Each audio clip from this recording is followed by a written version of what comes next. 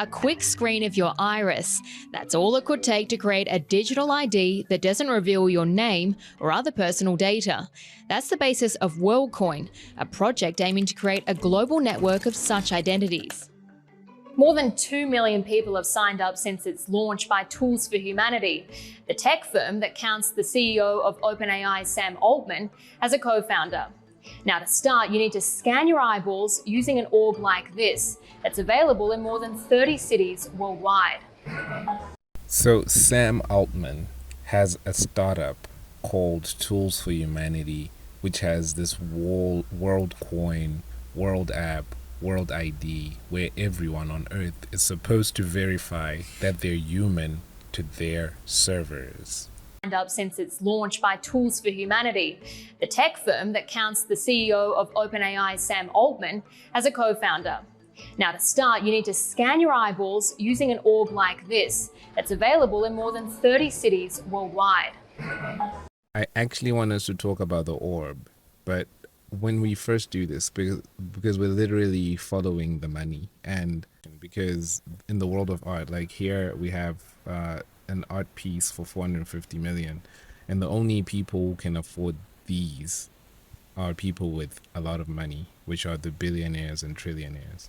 So the most revered work of art is actually this, and this is actually something that they say is a Leonardo that was found again. This is the most expensive work of art or painting in the world.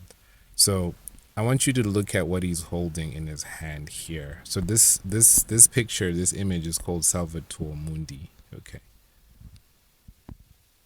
So here you just see a lot of different works of art, but this one stands out. This is the most expensive in this age, this time. Okay. So I'm going to go into this. So this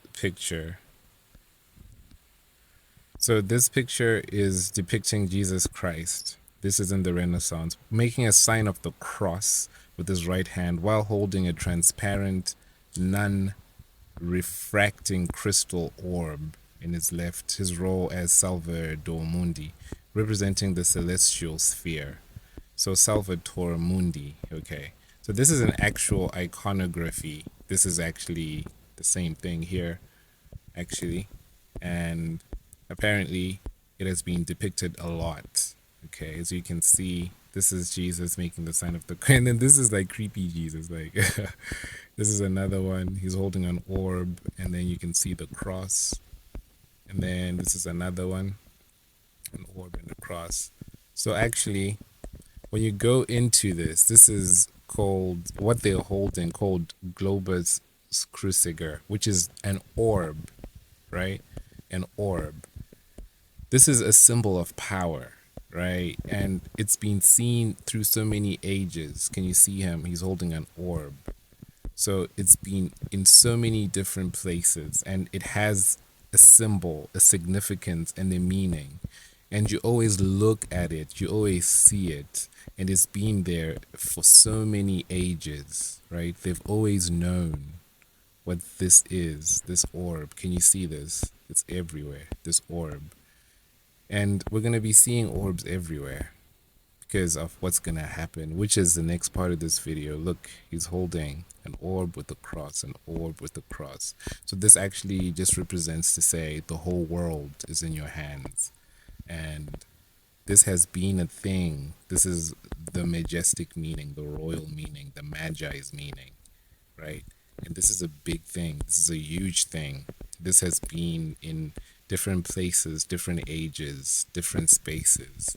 And it always has a meaning that is esoteric, that you have to study, to learn it, to know it.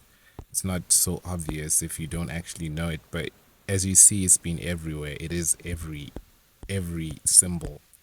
And then here you also see that it is a symbol for alchemy. It's an alchemical symbol, which is turning something, a base metal, to gold. And it's just something that is representing the whole earth. So as you can see, this is the O and the T is in the middle. And this is why it has the orb and the cross. So this represents the global like understanding, like everything in one hand, basically, like God. So this is the whole map of the whole world, which is the T and the O, which is how we see it represented. So this is also, can you see this? This is Gmail, Google, Alphabet, and we're talking about language models, metaphor for alphabet, right? And now we're talking about this T and this O. This is the whole world that's being held as we look at that picture. I think even you would acknowledge you have an incredible amount of power at this moment in time. Why should we trust you? You shouldn't. Like, I don't, as you know me for a long time, public talking, like I'd rather be in the office working. But I think at this moment in time, like people deserve basically as much time asking questions as they want. And I'm trying to show up and do it. But more to that, like no one person should be trusted here. In just seconds, a unique online ID is created and digital tokens are issued as a reward, though not to users in the US due to regulatory concerns. These are also called world coins, with token prices rising above $3.50 on the project's debut before dropping. I'm making money, even in my sleep. I don't need to do anything except to verify I'm a human. Like no one person should be trusted here. I don't have super voting shares. I don't want them. The board can fire me. I think that's important. I think the board over time needs to get democratized to all of humanity. There's many ways that could be implemented. But the reason for our structure and the reason it's so weird, and one of the consequences of that weirdness was me ending up with no equity, is we think this technology, the benefits, the access to it, the governance of it, belongs to humanity as a whole. You should not, if this really works, it's quite a powerful technology, and you should not trust one company and certainly not one person with it. Part of WorldCoin's mission is to tackle challenges arising from AI, like deepfakes and bots. It first ensures that whatever is interacting with the device is an actual human being. The data control is with the user, and there's no centralized entity that actually has the information of who you are, where you're from, all of these things. So why should we trust OpenAI? Are you saying we shouldn't? No, I think you should trust OpenAI, but only if OpenAI is doing these sorts of things. Like if we're years down the road and have not sort of figured out how to start democratizing control, then I think you shouldn't. But if this is if we figure out some sort of new structure where OpenAI is governed by humanity, and that can happen in many ways, including the alignment data set we pick rather than us picking it. We find a way to get it from humanity as a whole. That could mean actual board control. There's many ways that could be implemented, and we're talking to a lot of people about what that could look like. But if we don't do that, I don't think just trust us is good enough. WorldCoin has already sparked plenty of controversy, not least because fallen FTX CEO Sam Bankman-Fried was one of its early backers. There's also debate over whether sensitive data are being safely handled. So this orb represents the globe, which is globalization, which is a metaphor for the whole world being an alphabet, which is meta and alphabet. And when we say meta, we're actually talking of metal and every metal. And when we talk about alphabet, we're talking about all of the frequencies. None of us quite know what the world of AI is going to be like. It changed in all of these extremely profound ways. I do believe that we have to figure this out globally, some kind of verification mechanism on the internet, and I think World ID is a chance to do that in a really, truly privacy-preserving way. As these systems become more powerful and become part of our lives, society, and in all these new ways, we think that a lot of the things WorldCoin is working on are going to be important in that world. Whenever you start using World ID, it is separated with zero knowledge proofs from your financial wallet and your actions. So this means that you actually stay completely anonymous. Getting any new thing to work is just really hard. It's amazing how much WorldCoin has already done. The scale of the network is already quite impressive. Hopefully, in the next year or so, we will start seeing major integrations, so you can actually start verifying yourself online with your World ID. The idea that we need to think about proof of personhood, that hasn't changed in our mind in importance. I think it's just maybe clearer to the rest of the world. So they have discovered that the only value in life is in the human race, and all of the economic values are going to be taken by the power of this digital mind that they're creating. But the goal is to still reach $1 trillion, which is to say this is not going to stop. But how are they going to make money in a situation where no one is going to be making money? And this is the race that's going on, and by the time it's in the news, there'll already be a winner. It'll be too late when it's in the news. And what we are actually searching for in this video, in everything that I'm trying to say, is to find clarity. What is the goodness? What is the badness? And we have to know what is good so that we know what is more godly. And this is what we need to pursue.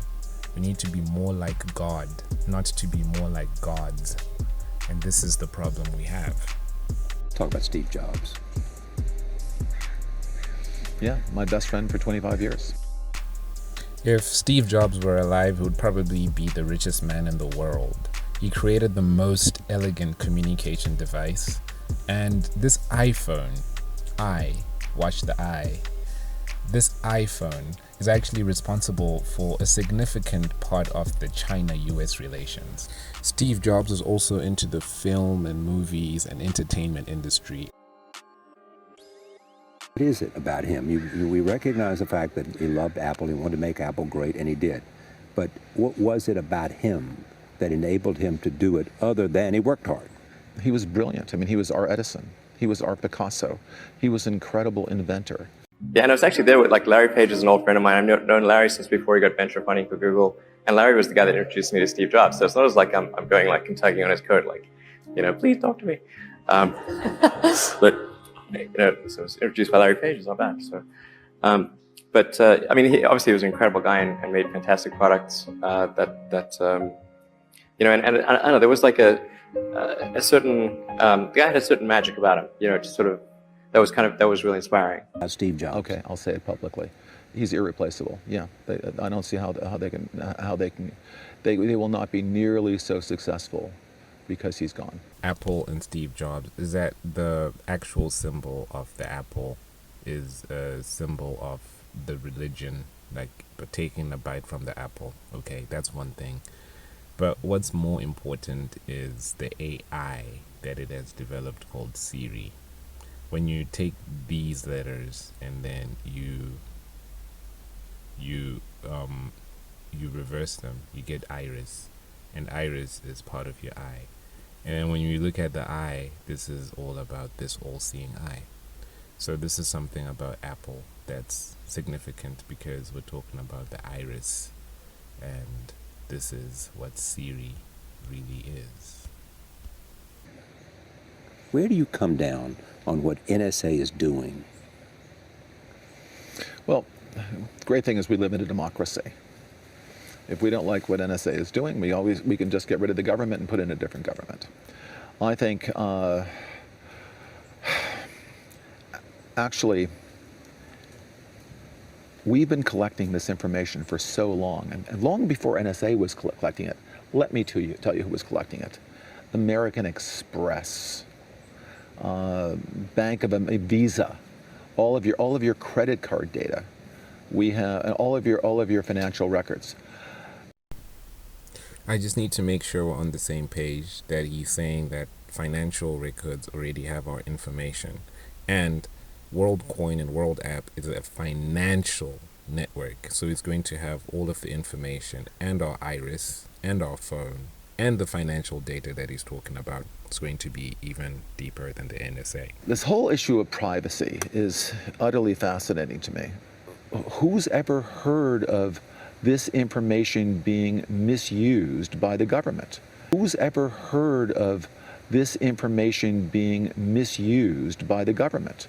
It's tremendously disappointing that the government sort of secretly did all this stuff and didn't tell us. I don't think we can have a democracy if we're having to protect you and our users from the government for stuff that we've never had a conversation about. Right. And I don't mean we have to know what the particular terrorist attack they're worrying about protecting us from, but we do need to know what the parameters of it is, what kind of surveillance the government's going to do and how and why. Is WorldCoin. What it's trying to do is have a validated identity for every person in the world to connect your identity to an address on the blockchain. For a long time, most people didn't know that Sam Altman, the man behind OpenAI and ChatGPT, had a crypto side project. Edward Snowden said on Twitter, "Don't use biometrics for anything," in response to Altman's post about WorldCoin in 2021, adding that the human body is not a ticket punch. This is where the controversy around WorldCoin lies. In what way? Well, let me just hear you clearly. You're saying whatever the NSA is doing is okay with me. It's great. I wish, yeah, it's great. It's essential. By the way, President Obama thinks it's essential. It's essential. In cities around the world, big metallic orbs are scanning people's eyeballs and handing out a new cryptocurrency as a reward. From New York to Tokyo, these scanning stations look like a scene out of a sci-fi movie, one where humans trade their personal biometric data for the right to participate in a new kind of modern economy. This is WorldCoin. I think it's very easy to imagine right now a world where most of economic impact will be generated by machines or algorithms.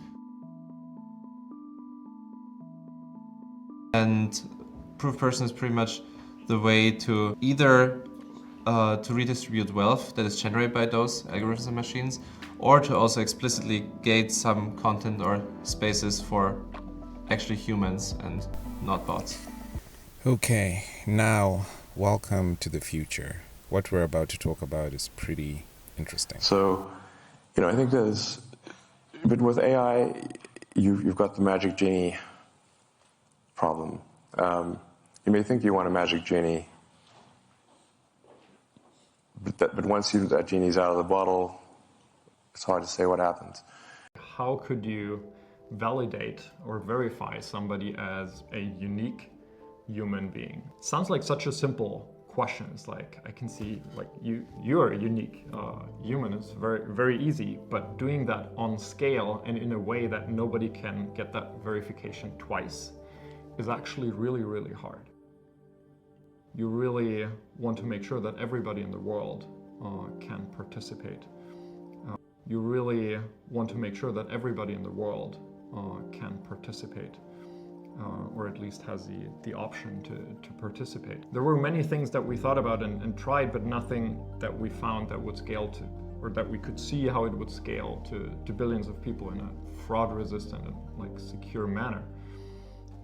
And the only biometric modality that allows that is iris biometrics. So basically, every phone and all the internet sites will be shut down and only accessed through the eye. And remember the power of the rings, which is the power of the eye of Saruman.